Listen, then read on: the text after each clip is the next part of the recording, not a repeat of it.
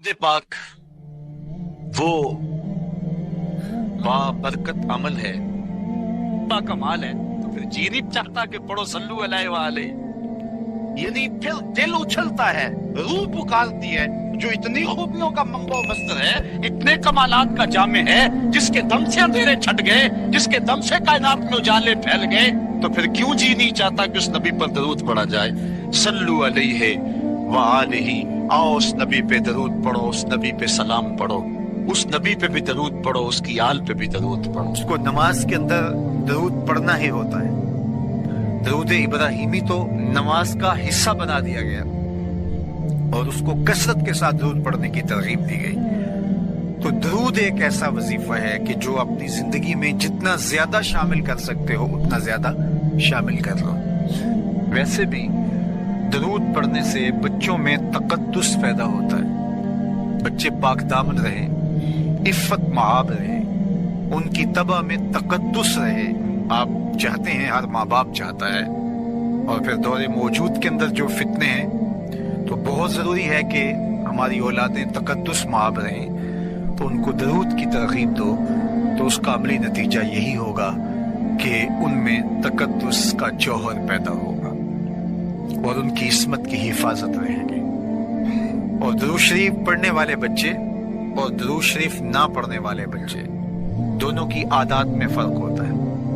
दरूद पढ़ने वालों की तबा में रिक्कत, लताफत, नरमी, मोहब्बत, शफकत जैसे जज्बात पैदा होते हैं। ये दरूद शरीफ का अमली नतीजा है। बास लोगों को शिकायत होती है कि हमारे बच्चे बड़े अक्खड़ हैं, बड़े तुंद मिजाज हैं, बड़े सख्त गिर हैं। तो उसका इलाज क्या है? तो उसका इलाज यही है कि उनको दरूद की तस्बीह दो। दरूद अक्कड़ तोड़ देता है, तबीयत की तुंदी निकाल देता है, तबाए की तलखियां खत्म कर देता है, मोहम्मद अरबी के नाम की मिठास पैदा कर देता है। हुजूर का नाम शहद से मीठा है, दिल आवेज है। खंड में उतनी मिठास नहीं है, शक्कर और गुड़ में उतनी मिठास नहीं है, शहद में उतनी मिठास नहीं है, कंद और नबात में उतनी मिठास नहीं है जितनी नाम मोहम्मद में रखी है। उनका नाम लबों पर आए, मीठा मीठा मुंह हो जाए। उनके बोल बहारों जैसे और असहाब सितारों जैसे। उनसा प्यारा और ना कोई, उनसे बिछड़ के लकड़ी रोई। जब वो सैर को जाया करते, सर पे बादल साया करते। मेरे शहर के एक पंजाबी शायर हैं, उन्होंने तो कलम ही तोड़ दिया ना। तेनू सीने दी मैं ठंड आखा, अगर आपका ज़ौक हो तो। तेनू सीने दी मैं ठंड आखा, शहद गुलाब ते खंड आखा। तेनू नबियां दा मैं लाड़ा आखा, तेरे हिजर दे विच मैं हाड़ा आखा। तो उनका नाम ही मीठा है, दिल आवेज है। तो दरूद गुस्सा खत्म करता है, तबीयत की तलखी और तुंदी मिटा देता है, अक्खड़पन खत्म करता है। तो आप अगर चाहें कि औलाद अक्खड़ है तो उनको किसी तरह दरूद पे ले आए, दरूद की तस्बीह उनके हाथ में दे दें, तो उनकी तबा में नफासत भी आएगी, उनकी तबा में लताफत भी आएगी, उनकी तबा में रिक्कत भी आएगी, उनकी तबा में मोहब्बत भी आएगी, उनकी तबा के अंदर जो है वो लियाकत भी पैदा होगी। दरूद पढ़ने वाला बच्चा ज़हनी इस्तेदाद में दरूद ना पढ़ने वाले बच्चे से बेहतर होता है। ये भी आप तजुर्बा करके देख लें। दो बच्चे बराबर ज़हनी इस्तेदाद रखते हों और उनमें से एक बच्चा दरूद पढ़ता हो और एक दरूद ना पढ़ता हो, तो दरूद पढ़ने वाला बच्चा आगे होगा। ये दरूद की बरकतें हैं, ये दरूद की रहमतें हैं। तो दरूद कसरत से पढ़ना अपनी औलाद को सिखाएंगे। हफ्ते रोज़ा आप महफिल का घर में इनेकाद कर लीजिए और उसमें सिर्फ दरूशी पढ़ लीजिए, तो इंशाअल्लाह उससे आप देखेंगे कि औलाद को उसका फ़र्क पड़ता है। ये तरबियत का एक आसान नुस्खा है और ये वो वजीफ़ा है जिससे थकन नहीं होती। ये वो वजीफ़ा है जिससे तबीयत में तलखी नहीं आती। कहते हैं वजीफा मैंने पढ़ा है तो वजीफा पढ़ते पढ़ते मेरी तबीयत में ये हो गया है। वो बात कहते हैं वजीफा उल्ट पड़ गया है। बड़े वजीफे उलट पढ़ सकते हैं लेकिन दरूद उल्ट नहीं पढ़ता। درود ہے ہی سیدھا، یہ الٹوں کو بھی سیدھا کر دیتا ہے۔ تو درود پڑھیں، اور یہ منہ بھی میٹھا رکھے گا، یہ دل بھی ٹھنڈا رکھے گا، یہ دنیا بھی ٹھنڈی رکھے گا اور آخرت بھی ٹھنڈی کر دے گا۔ درود چراغ بھی ہے، درود کستوری بھی ہے، خوشبو بھی ہے، مہک بھی ہے، شہد بھی ہے، گلاب بھی ہے، کھنڈ بھی ہے، اور سینے کی ٹھنڈ بھی ہے۔ تو درود اپنی طبع کے اندر اچھی طرح سے راسخ کر دیں اور اپنی اولادوں کی طبع میں اس کو راسخ کریں۔ اس سے آپ عملاً دیکھیں گے، میں سالوں کی بات نہیں کرتا، اشروں مہینوں کے اندر آپ فرق پڑتا دیکھیں گے۔ میرے اور آپ کے آقا و مولا نے ارشاد فرمایا، قیامت کے دن میرے سب سے قریب وہ ہوگا جو کثرت سے میرے اوپر درود پڑھنے والا ہوگا۔ تو یہ حضور کی قربت کا ضامن ہے درود۔ تو اس لیے اپنی اولاد کو حضور علیہ السلام پر درود پڑھنے کی ترغیب دو۔ بچپن میں ہی اپنے گھر کے اندر مجالس درود قائم کرو، روزانہ کی بنیاد پہ ہو تو بہت اچھا، نہیں تو ہر 8 دن کے بعد ایک دن ضرور متعین کر لیا جائے۔ جمعۃ المبارک کے دن کثرت کے ساتھ درود پڑھنے کی ترغیب دی گئی ہے، اور فرمایا اس دن فرشتے حاضر ہوتے ہیں۔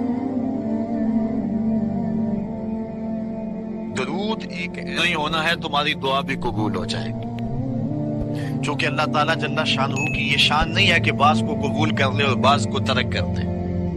ہماری فقہ کا بھی مسئلہ ہے، اگر آپ نے کسی سے سودا لیا ہے، اس میں کوئی ردی چیز آ گئی اور کچھ صحیح آ گئی، اب یہ نہیں آپ کر سکتے کہ جو صحیح ہے وہ رکھ لیں اور ردی واپس کر دیں، یا تو وہ صحیح کے ساتھ ردی بھی قبول کرنا پڑے گی، اور یا پھر جو ہے وہ صحیح بھی واپس کرنا پڑے گی۔ یہ نہیں ہوگا کہ مرضی کی رکھ لی اور مرضی کی واپس کر لی، یا سارا سودا قبول کرنا پڑے گا یا سارا سودا واپس کرنا پڑے گا۔ تو اللہ تعالیٰ جل شانہ کے حضور جب درود کے ساتھ دعا مانگی جائے تو پھر اللہ تعالیٰ جل شانہ اس دعا کو چھانٹ کے الگ نہیں کرتا کہ میں نے یہ نہیں قبول کرنی۔ درود کے ساتھ جو مانگی ہوئی دعا ہے اللہ وہ بھی مستجاب فرما لیتا ہے، وہ بھی قبول فرما لیتا ہے۔ بلغ العلا بکمالہ کشفت الدجی بجمالہ حسنت جمیع خصالہ صلوا علیہ وآلہ۔ میں درود شریف کے عنوان سے اپنی گفتگو کو ختم کروں اور امام بوصیری کا ذکر نہ کروں تو یہ ناانصافی ہوگی۔ حضرت امام بوصیری فالج زدہ ہے، ساری زندگی بادشاہوں کے قصیدے لکھے، ساری زندگی بادشاہوں کی کہانیاں بیان کی ہیں، ان سے اعزازات پائے ہیں، تکریمات پائی ہیں، لیکن عمر کا آخری حصہ آیا، جسم فالج زدہ ہو گئے، سارے چھوڑ گئے۔ تنہائی، بیماری اور غربت، یہ 3 چیزیں اگر اکٹھی ہو جائیں تو ان کو کاٹنا بڑی قیامت ہوتی ہے۔ تنہائی، غربت اور بیماری، یہ تینوں اکٹھی آ گئی حضرت امام بوصیری میں۔ صحت مند کے سارے گھاؤ ہوتے ہیں، بیمار پڑ کے تو کوئی پوچھتا ہی نہیں۔ ایک دن خیال آیا، ساری زندگی شہنشاہوں کے قصیدے لکھے، آج اس کا قصیدہ نہ لکھوں جو کائنات کا دولہ ہے۔ اللہ اکبر، قلم پکڑا پہ حضور کا قصیدہ لکھ۔ یہ قصیدہ بردہ شریف مکمل کیا۔ رات ہوئی، حضرت امام بوصیری سوئے، آقا کریم علیہ السلام تشریف لائے، اور یہ بات ذہن میں رکھیں، حضور نے ارشاد فرمایا، من رآنی فی المنام فقد رآنی فإن الشیطان لا یتمثل بی۔ یہ ابن ماجہ میں 6 طرق سے روایت مروی ہے، ایسے بخاری دیگر کتابوں میں بھی ہے، لیکن ابن ماجہ حجم کے اعتبار سے چھوٹی کتاب ہے، اس میں بھی 6 مرتبہ یہ روایت ہے، باقیوں میں تو بہت مرتبہ یہ روایت آئی ہے۔ ابن ماجہ میں 6 طرق سے یہ روایت ہے۔ حضور نے فرمایا، جس نے مجھے خواب میں دیکھا اس نے مجھے ہی دیکھا۔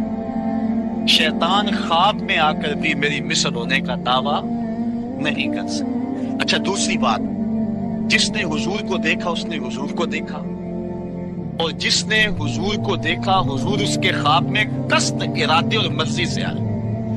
میں کسی کے خواب میں جاؤں، آپ کسی کے خواب میں آئیں، نہ آپ کو پتا ہوتا ہے نہ مجھے پتا ہو، مجلس سجی ہے، میں گفتگو کر رہا ہوں، اٹھ کے آپ چلے جائیں گے، جا کے سو جائیں، میں خواب میں دوبارہ گفتگو کرتا ہوا پایا جاؤں، مجھے آپ اٹھ کے فون کریں، جناب آج خواب میں آئے تھے، تو مجھے تو نہیں پتا ہو، یا آپ کو میں دیکھ لوں دوبارہ تو آپ کو علم نہیں ہوگا۔ لیکن حضور جس کے خواب میں جائیں قصد، ارادے اور مرضی سے جاتے ہیں۔ تیسری بات، خواب میں کسی کو تو مسلمانوں کی ایک معقول تعداد بن گئی۔ اسلام اور کفر کا پہلا معرکہ جو بدر کے مقام پہ ہوا، اس میں مسلمانوں کی تعداد 313 تھی۔ یہ تعداد کفار کے مقابلے میں بہت تھوڑی تھی، کیونکہ وہ 1000 کا لشکر لے کر کے آئے تھے۔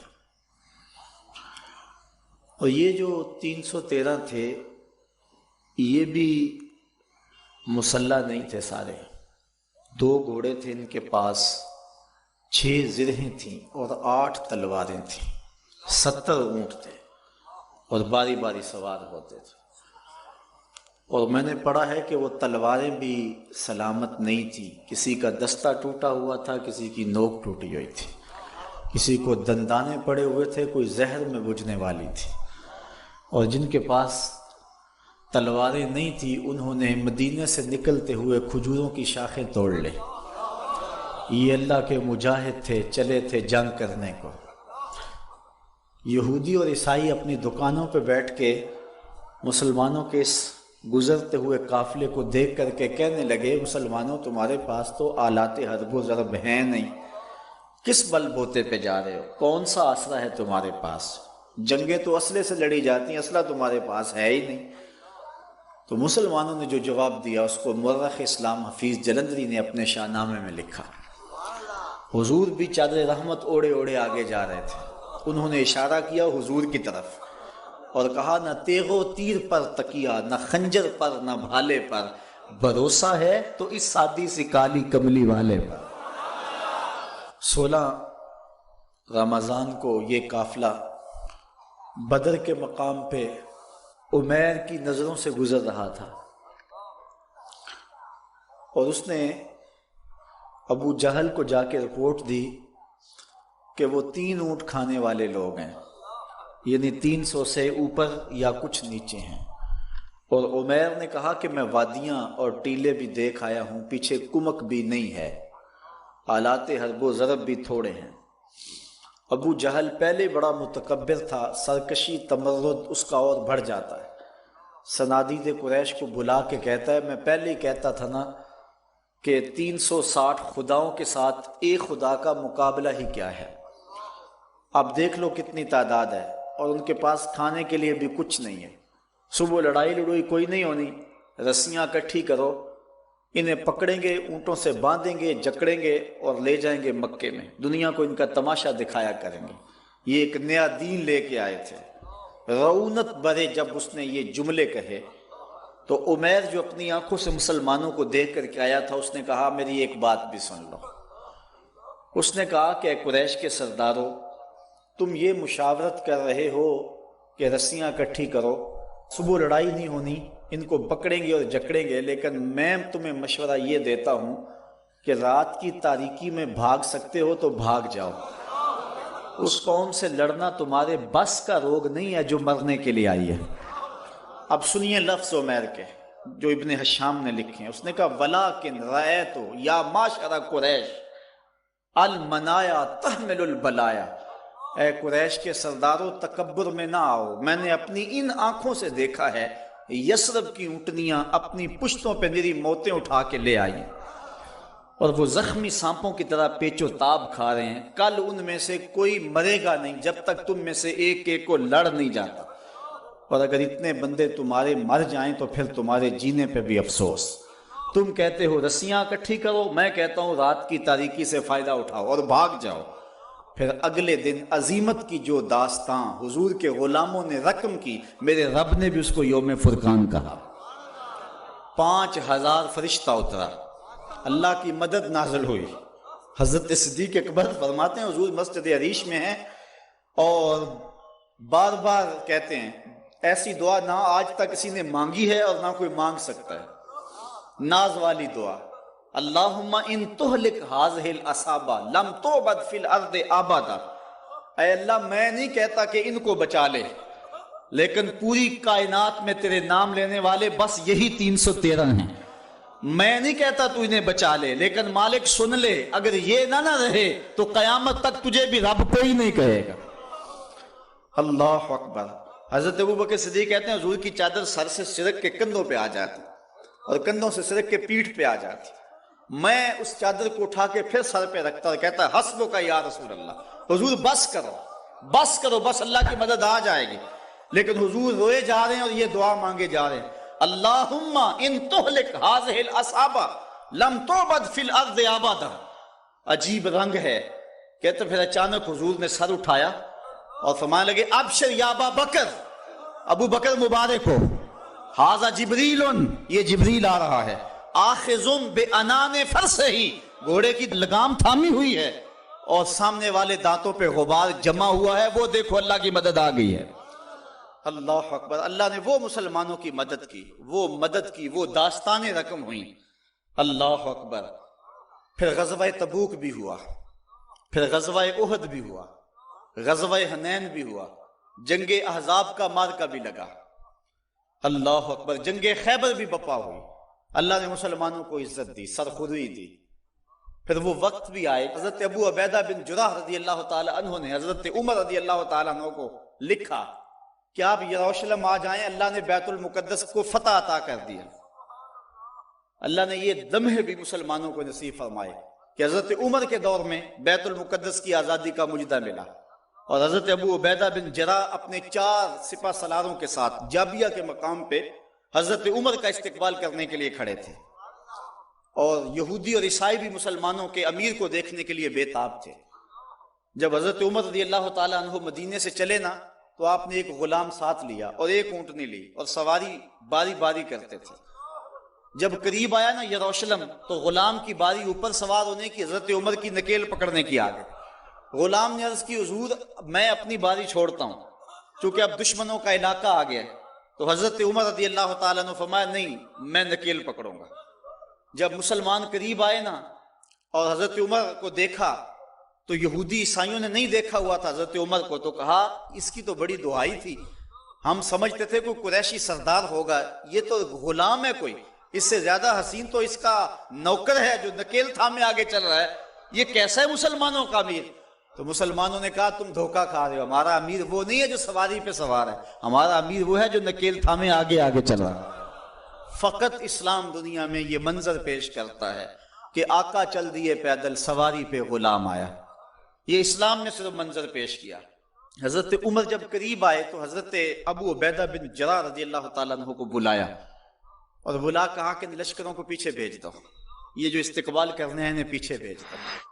اور ان کے گلے میں باہیں ڈالی اور حضرت عمر رو پڑے اور پھر کہا ذرا آؤ نا کسی ایک طرف چلیں. اب جدھر جائیں تو لوگ دیکھ رہے تھے. ایک درخت کی اوٹ میں حضرت عمر کھڑے ہو گئے اور حضرت ابو عبیدہ بن جراح امین الامہ، اللہ اکبر، ان کے گلے میں باہیں ڈال کر کے حضرت عمر روئے اور رو کے حضرت عمر نے کہا کہ سنو ذرا لفظ، کہا انا کنا اذل قوم فاذن اللہ بالاسلام. کہا ابو عبیدہ ہم ذلیل لوگ تھے، ہمیں محمد عربی کے جوڑوں نے عزت دی ہے. ہم غریب لوگ تھے، ہم ذلیل لوگ تھے، ہمیں عزت دی ہے تو محمد عربی کی غلامی نے دی ہے. اللہ. اور اقبال نے اسی فلسفے کو جو ہے وہ نچوڑ کے رکھ دیا.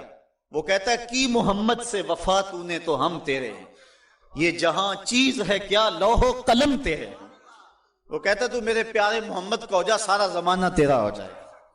اللہ اکبر. حضرت عمر رضی اللہ تعالیٰ عنہ مسجد اقصی میں گئے اور جا کہتے این البلال، بلال کہاں ہے؟ بلال حبشی آئے، فرمایا بلال اذان پڑھو. حضرت بلال نے کہا کہ مجھے معاف کیجئے، یہ کسی اور کو کہیے. تو لوگوں نے کہا بلال اللہ کا خوف کرو، امیر المومنین کی بات مانو. حضرت بلال حبشی بوڑھے ہو چکے تھے اس وقت. آپ کھڑے ہو گئے صخرہ کے پاس اور اذان دینا شروع کر دی.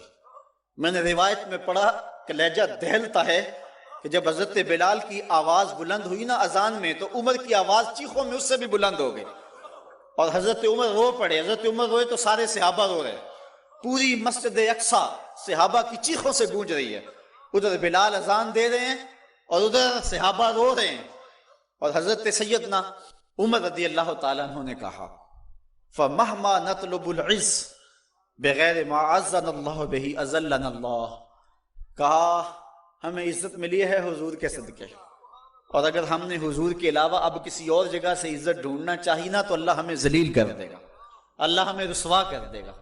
تو یہ عزتیں اور یہ مرتبہ و مقام جو امت مسلمہ کو ملا، یہ حضور کی چوکھٹ سے ملا ہے، یہ حضور کے در سے ملا ہے۔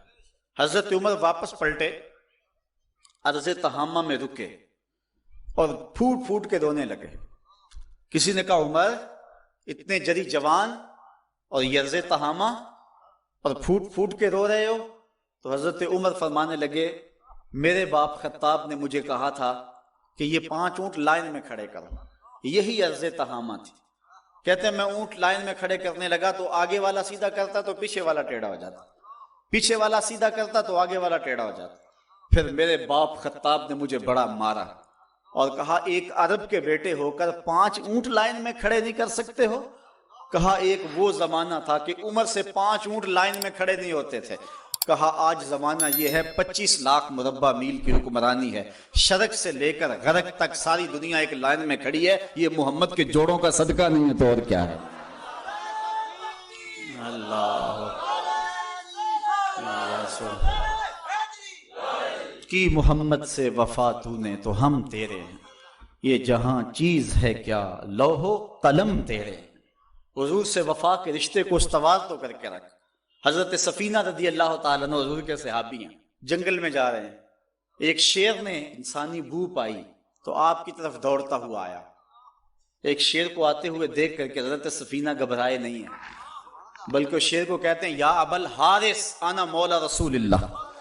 اور جنگل کے شیر جانتا نہیں میں کون ہوں، میں حضور کا غلام ہوں۔ شیر نے 2 مہلانی شروع کر دی اور آگے چلنے لگا، اور اس نے زبان حال سے کہا اگر تو حضور کا غلام ہے تو میں تیرا غلام ہوں، تو حضور سے وفا کا رشتہ استوار کر کے تو دیکھ، سارا زمانہ تیری غلامی اختیار نہ کر گیا تو کہنا حضور سے محبت کا رشتہ استوار کر، تعلق کا رشتہ استوار کر۔ آج ہماری ناکامی یہ ہے کہ حضور سے ہم دور ہو گئے۔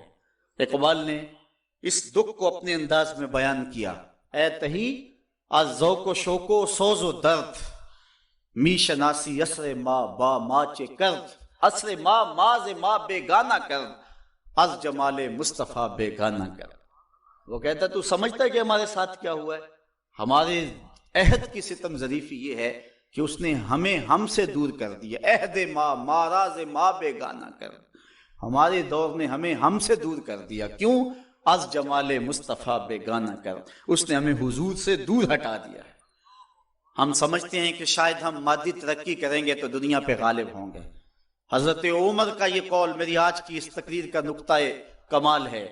آپ فرماتے ہیں اللہ نے جس وجہ سے ہمیں پہلے دن عزت دی تھی، اگر ہم نے اس کو چھوڑا تو ہمیں ذلت ملے گی، اگر اس عزت کے نشان سے وابستہ رہیں گے تو عزتیں ملتی رہیں گی۔ اور اس فلسفے کو اقبال نے اپنے الفاظ میں یوں بیان کیا کی محمد سے وفا تو نے تو ہم تیرے ہیں۔ آسمان سے صدا آ رہی ہے کی محمد سے وفا تو نے تو ہم تیرے ہیں، یہ جہاں چیز ہے کیا لوح و قلم تیرے ہیں۔ قلم بھی تیرے ہاتھ میں دیں گے، لوح بھی تیرے ہاتھ میں دے دیں گے، پھر اپنی تقدیر خود ہی لکھتا رہنا، جو لکھتا رہے گا وہی کرتے رہیں گے۔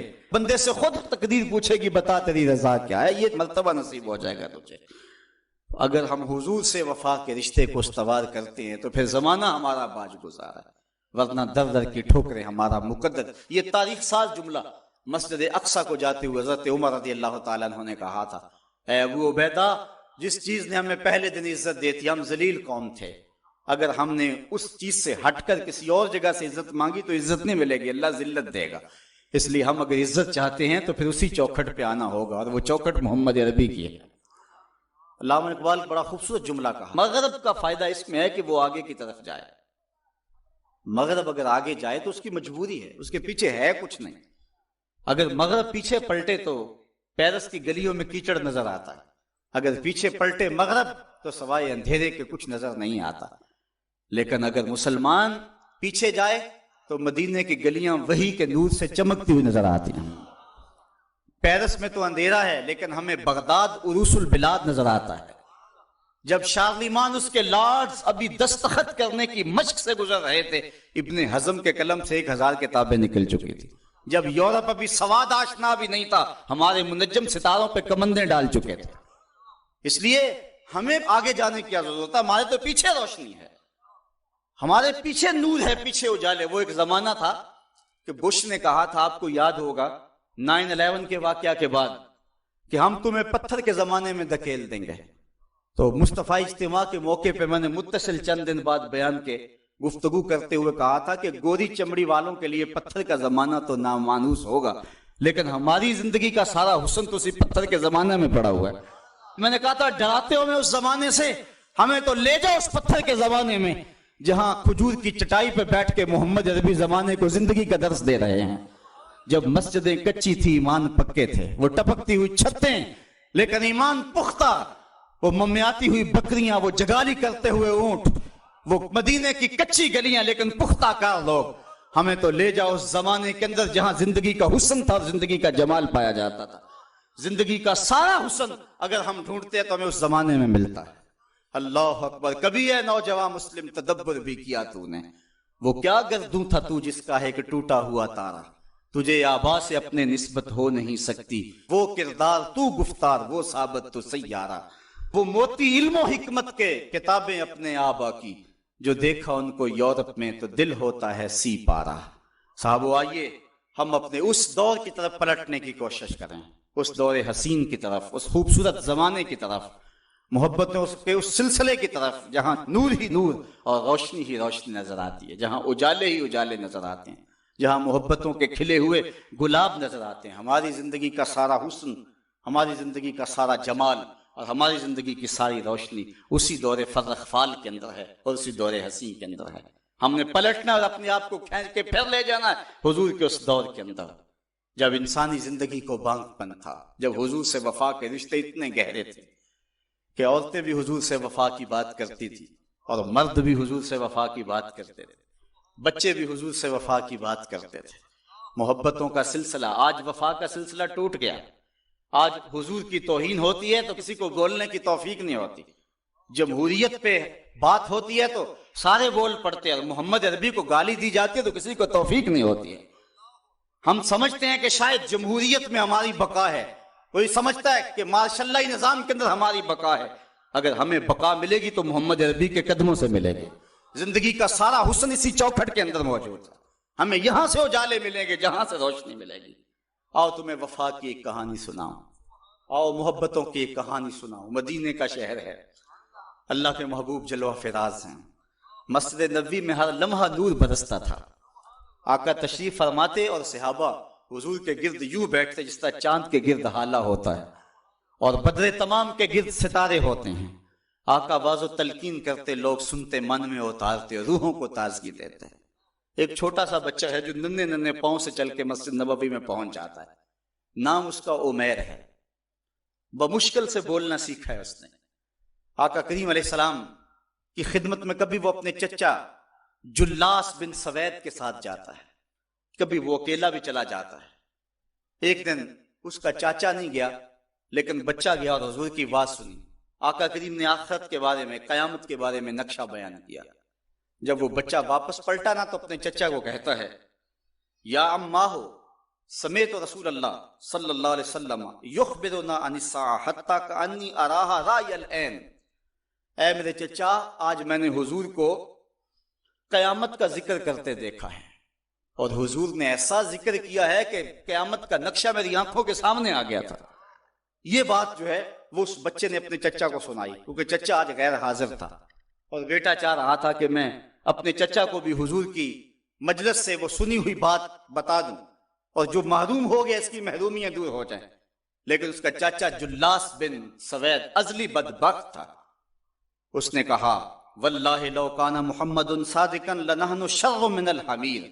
اللہ کی قسم اگر محمد سچا ہے نا تو ہم گدھوں سے بھی پھر گئے گزرے ہیں. جب یہ بات کہی اس نے تو اس بچے کے پاؤں تلے سے زمین نکل گئی کہ میرا چچا کیا بول رہا ہے. یہ تو مجھے انگلی لگا کہ مسجد نبوی میں لے جایا کرتا تھا اور اس نے یہ کیا بات کہہ دی، یہ تو منافق نکلا. اللہ اکبر. اس بچے کی حیرت کی انتہا نہ رہی کہ یہ کیا ماجرا ہو گیا. اس بچے نے جو لفظ کہا اب سنیے. اس نے کہا، یا امی، اے میرے چچا، واللہ انکا کنت من احب الناس لا قلبی. اللہ کی قسم میرے دل کو سب سے اچھا اگر کوئی لگتا تھا بندہ تو وہ تو تھا. میں تیرے سے پیار کرتا تھا اس لیے کہ تو مجھے انگلی سے لگا کے حضور کی چوکھٹ پہ لے جایا کرتا تھا، مجھے اس لیے تو پسند تھا، مجھے کائنات میں سب سے محبوب تو تھا۔ واللہ لقد اصبحت الان ابغضهم الی قلبی جمیعا، اور اب میری حالت یہ ہے جتنا برا تو لگتا ہے واللہ مجھے کوئی بھی نہیں لگتا۔ یا عم انا بین الاسنتین، ہمارے ماں باپ قربان اس بچے کے۔ حضرت عمیر بن سعد رضی اللہ تعالیٰ عنہ کہتا یا عم، اے میرے چچا، واللہ انکا کنت من احب الناس الی قلبی، اس زمانے میں سب سے پیارا مجھے تو لگتا تھا۔ واللہ لقد اصبحت الان ابغضهم الی قلبی جمیعا، اور آج سب سے زیادہ مجھے برا تو لگتا ہے۔ آگے لفظ سنیے بچے کے، یا عم انا بین الاسنتین، چچا جی اب میں ایسے دو راہے پہ کھڑا ہو گیا ہوں، دو راستے جاتے ہیں۔ ایک راستہ تو میرے لیے یہ ہے، اما ان اخون اللہ و رسولہ فلا اخبر الرسول، ایک راستہ تو یہ ہے کہ میں اللہ اور اس کے رسول سے خیانت کروں اور جو تیری بات ہے وہ رسول اللہ کو نہ بتاؤں۔ ایک تو یہ راستہ ہے کہ میں حضور سے خیانت کروں، اللہ سے بھی خیانت کروں، اور جو تو نے کہا ہے، جو تو نے بدتمیزی کی ہے، میں وہ بات حضور کو نہ بتاؤں۔ وَإِمَّا أَنْ أُخْبِرَ الرَّسُولَ وَلْيَكُنْ مَا يَكُونُ، اور دوسرا راستہ میرے پاس یہ ہے کہ جو تو نے کہا ہے میں جا کے حضور کو بتاؤں، پھر جو ہو سو ہو۔ بس اب میرے پاس دو ہی راستے ہیں۔ فقال جلاس بن سوید، اس کے چچا جلاس بن سوید نے کہا، انت طفل غض لا یصدقک الناس فقل ما شئت، تو نا سمجھ سا بچہ ہے، چھوٹا سا بچہ ہے، تیری بات کس نے ماننی ہے، جا جو جی چاہتا ہے کہہ لے۔ وہ بچہ اٹھا اور حضور کی مجلس میں پہنچ گیا، حضور کی چوکھٹ پہ حاضر ہوا، اور وہ بچہ کیا کہتا ہے، صاحبو ان کانوں سے نہیں، ان جملوں کو دل کے کانوں سے سننا ہے، اور اس دعا کے ساتھ اللہ ہماری نسل کو بھی حضور کا ایسا پیار دے، حضور کی محبتیں دے۔ وہ کیا کہتا ہے، یا رسول اللہ صلی اللہ علیہ وسلم، الجلاس بن سوید خان اللہ و رسولہ، حضور جلاس بن سوید نے اللہ اور اس کے رسول سے خیانت کی ہے، وَهُوَ عَمِّي، اور میرا چچا لگتا ہے۔ اگلے لفظ سنیے، وَقَدْ تَبَرَّأْتُ إِلَى اللَّهِ ثُمَّ إِلَيْكَ مِنْهُ، حضور میں پہلے اللہ کے حضور پھر آپ کے حضور اس سے بیزاری کا اعلان کرتا ہوں۔ حضور میرا اس سے کوئی تعلق نہیں ہے، میرا اس سے کوئی واسطہ نہیں ہے، میں اللہ سے بھی کہتا ہوں میرے مالک میرا چچا سے کوئی تعلق نہیں ہے چونکہ وہ تیرے محمد کا دشمن ہے۔ حضور میں آپ سے بھی کہتا ہوں کہ میرا میرے چچا سے کوئی تعلق نہیں ہے چونکہ وہ آپ کا دشمن ہے۔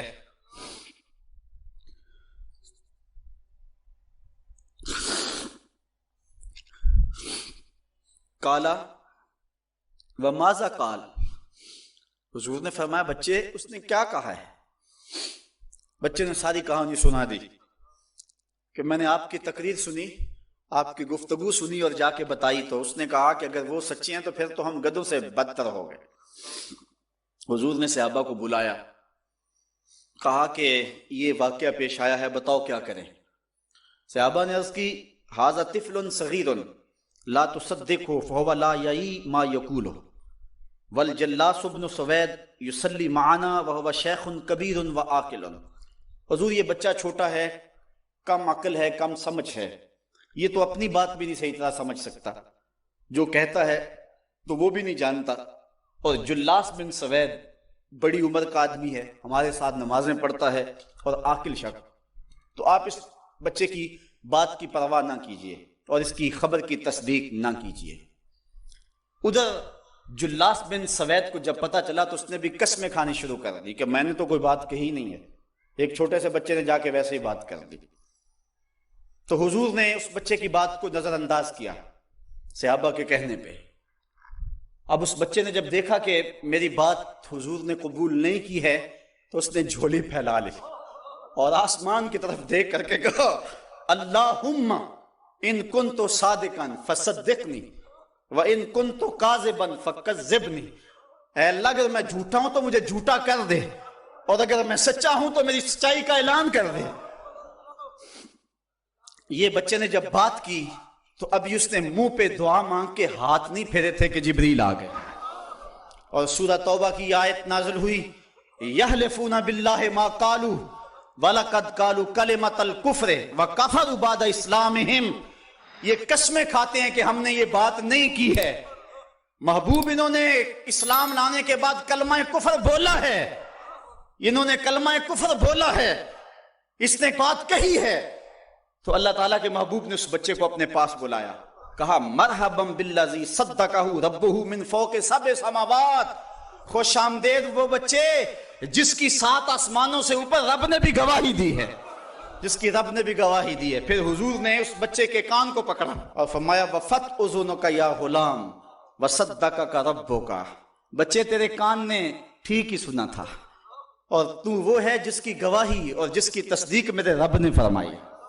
اللہ اکبر۔ حضرت عمر رضی اللہ تعالیٰ عنہ کا دور آیا تو انہوں نے حضرت عمیر بن سعد انصاری رضی اللہ تعالیٰ عنہ کو حمص کا گورنر بنا دیا، اور پھر جب وہ فوت ہوئے تو حضرت عمر روئے، فرماتے کاش کہ میرے پاس عمیر جیسا کوئی دوسرا آدمی ہوتا اور میں مسلمانوں کی محافظت کے لیے اسے مقرر کرتا۔